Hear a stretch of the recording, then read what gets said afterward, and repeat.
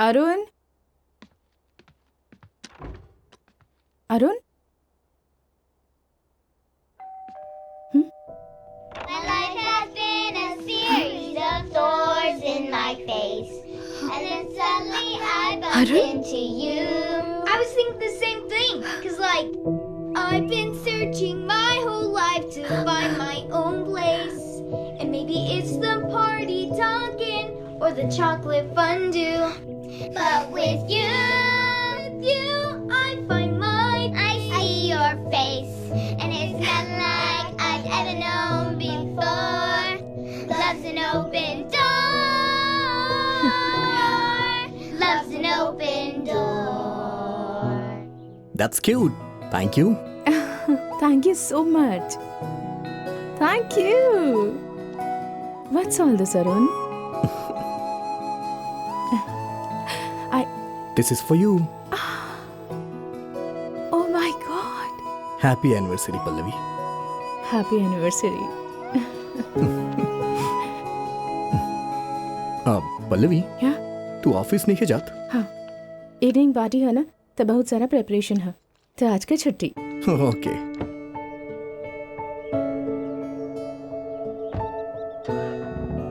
By Pallavi. By.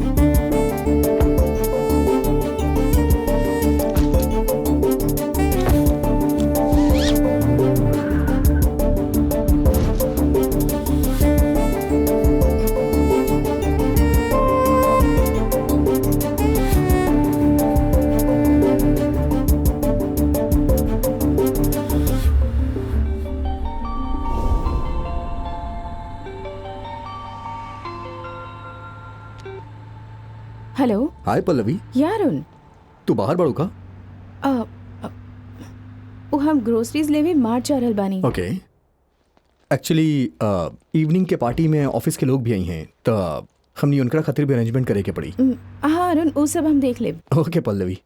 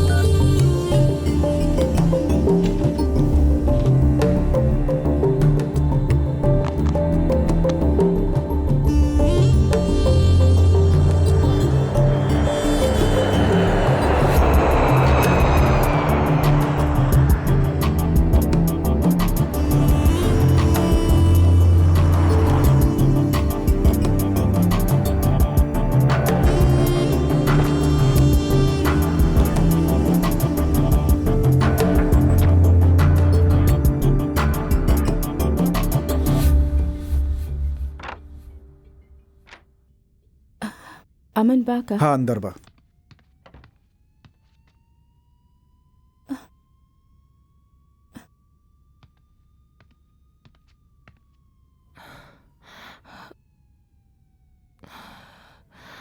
अमन, अमन, अमन.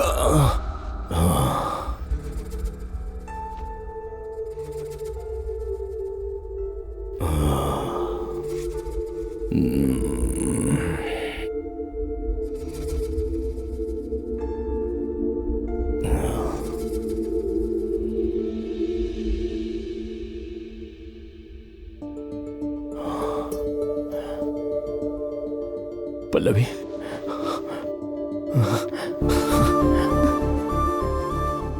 हम जानत रही पल्लवी तू जरूर आईबो। अब सब कुछ हम देख लेब।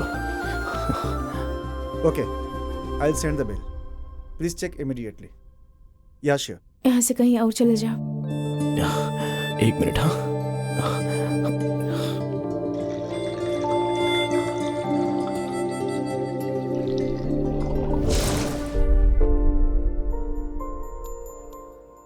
ये 1 साल हम तहा से दूर कैसे रहनी ये हम ही जानता नहीं, और अब 1 मिनट भी तारे से दूर। अमन,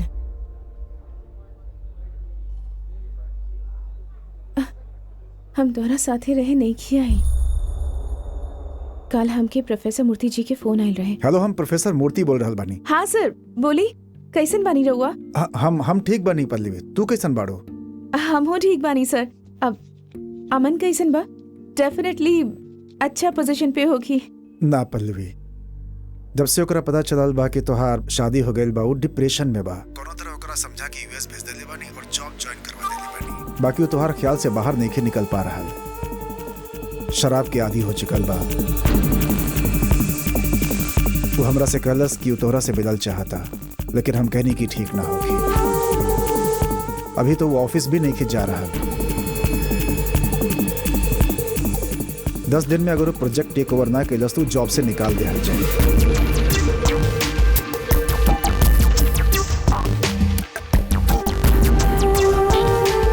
वही समय हमार कोनो बात नहीं के मान रहा। हम सोचे तानी तोहरा के फोन करके बता दी, शायद तो हर बात मान लेवे। हमार करियर के ओगे बेस्ट स्टूडेंट रहे पल्लवी, अब अपन आँख के सामने ही।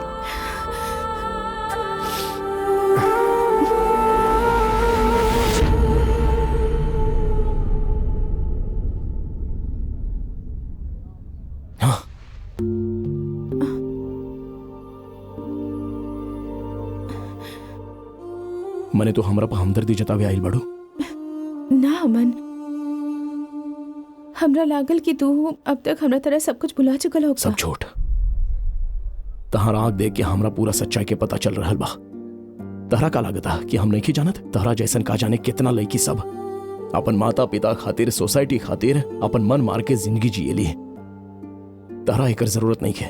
तहरा साथे हम बानी, बस एक बार बोल दा, बाकी सब हम संभाल लेब। अमन, हम अरुण के साथे बहुत खुश बानी।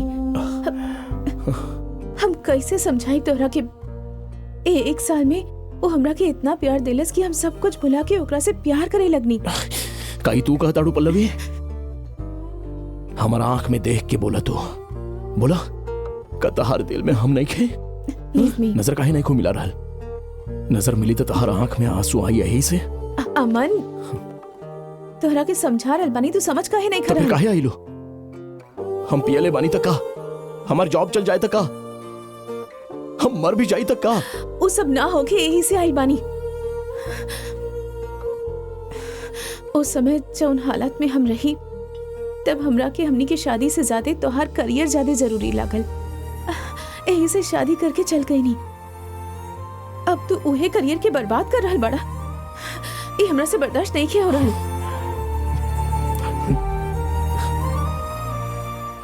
तरह से बढ़ के हमरा खातिर कुछ नहीं खे पल्लवी। अगर तू वहां खुश नहीं खो तो हमारे यहाँ खुश देखेगे कौनो हक नहीं खे पल्लवी। दिन बीते चाहे साल बीते, हम तहार इंतजार करब। अमन, अमन,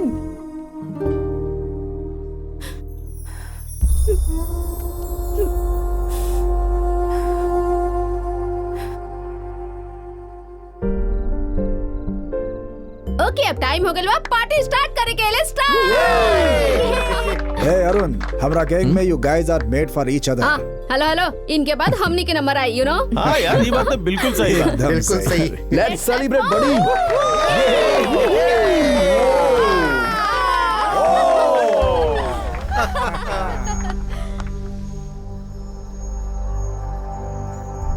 आई लव यू।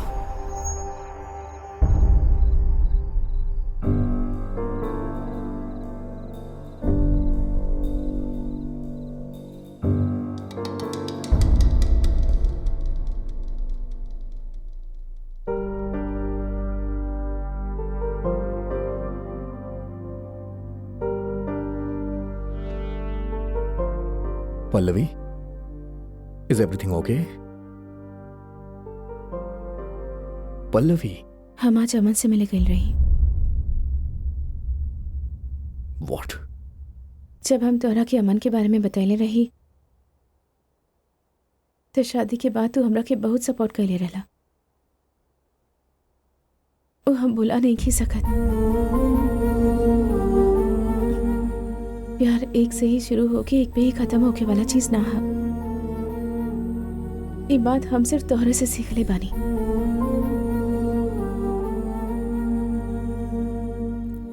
लेकिन अमन के लागता कि हम तोहरा साथे रह के टॉर्चर हो रहल बानी, यही से वो अपन लाइफ के बर्बाद कर रहल बा।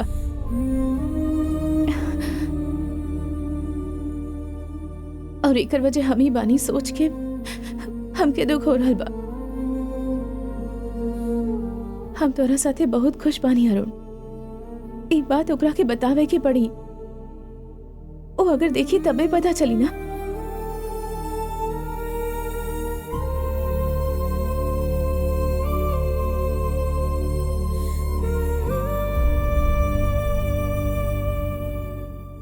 अगर वो एक बार आके देख ली था। अरुण, अमन की हमने 10 दिन खातिर अपन घर बोले ले जा। हमनी के देखला के बाद वो समझ जाए कि वो जौन सोच रहल बा वो गलत बा, तब वो अपन जिंदगी में आगे बढ़ जाए। अब हम यहाँ खुश नहीं कि ये सोच के तू अपन जिंदगी बर्बाद कर रहल बाड़ा ना। तू आजा, आके देखा हम अपन हस्बैंड के साथ खुश बानी कि ना, खुद आके रियलाइज करा। और रियलाइज भइल तब तो तू सब कुछ भुला के अपन जॉब ज्वाइन कर लेबा, नया जिंदगी शुरू करबा। अगर रियलाइज ना भइल तब तहार दिल में हम अभी बानी तहरा रियलाइज करे पड़ी, और ये हमरा वहां आके देखे पड़ी। देखा पल्लवी, साच तू हो जाने लो, ऐसे तो खामोश बढ़ो। ठीक बा अमन, लेकिन साच का बा ये तो के यहाँ आयला के बाद ही पता चली। पल्लवी, तारा याद बा तू कहले रहो प्यार में सेकंड चांस ना होखेला, और आज तू ही हमरा के बोला कि चांस दे रहल बाड़ो। तू समझ रहल बाड़ू ना हमरा बात? अब हमार जीत शुरू हो चुकल बा। जीत के पता शुरुआत में ना चलेला, मुकाबला करे के पड़ेला। Let's see. See you.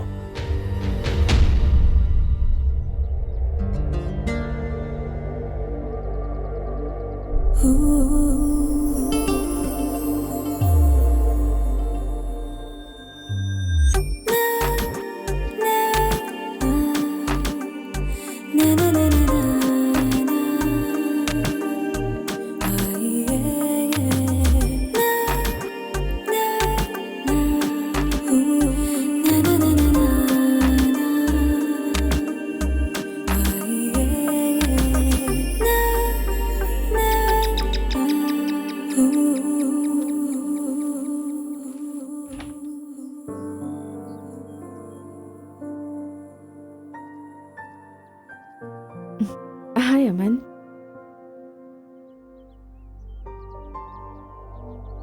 Arun. Aman. Hi Aman. Arun. Washroom कहाँ बा?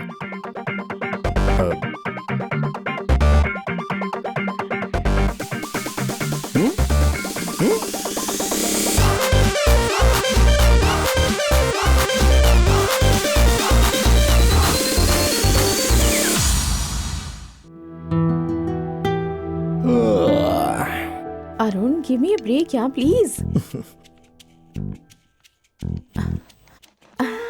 Good morning Aman. Good morning. Coffee? ई का अमन, इतना टाइम से बैचलर लाइफ जी रहल बड़ा, कॉफी बनावे भी ना सीखला। आजा कॉफी पीला। भाई के दिलू तू? अब शादी से पहले भाई भी बैचलर ही रहन ना? तू हो शादी कर ला, फिर तुहार वाइफ बना के दी। कॉफी, चाय और नाश्ता सब एकदम समय पे मिली। शादी कर ला। तू ना बनेबू ना? हाँ बना ले कॉफी। या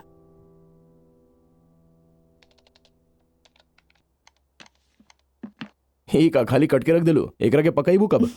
इट्स वेनेशियन सैलेड अमन। अब अरुण इहे खाला, काफी हेल्थ कॉन्शियस है। असल में हमरो एकर आदत पड़ गई बा।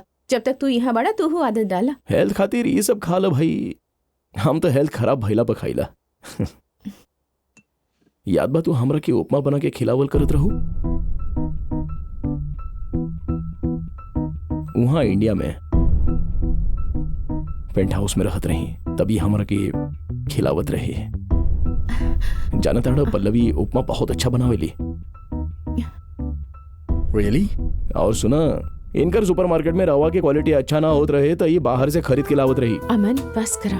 काजू डाल के देसी घी में, फिर बड़ा प्यार से ओकरा पर धनिया के पत्ता डालल करत रही। ऐसे तू ओकरा के का कहत रहू पल्लवी?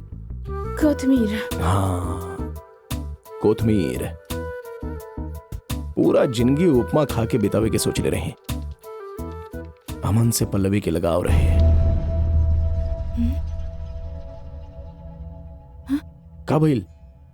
उपमा से पल्लवी के लगाव रहे। सही बोले नी ना हम? हाँ, उहे तो। तहरा जौन पसंद बा तू खा सकेलू पल्लवी, तू ई काहे खाता रू? तोहरा खातिर हम कुछ भी छोड़ सकीला अरुण।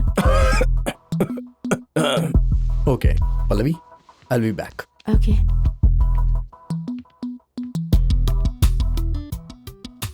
वाइफ के ड्यूटी अच्छा कर रहल बाड़ू। एकरा के ड्यूटी ना मिस्टर अमन, एकरा के प्यार कहल जाला, समझ ला तू? उहे ड्यूटी बड़ा प्यार से कर रहल बाड़ू।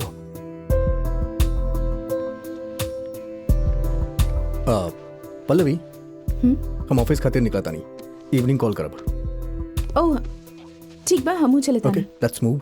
तो हम का करी? पूरा घर देखला, टाइगर के साथ ही खेला। अभी है टाइगर के साथ खेले के बाद मतलब हमरा के गेस्ट के तौर पर बुलाइले बाड़ू कि यहाँ से रखवारी करे खातिर? हम के हुए एक के साथ ही जाइब। ओके।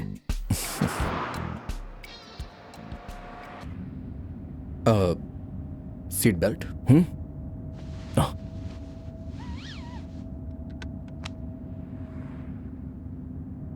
लंच कहाँ कइल जाओ भाई?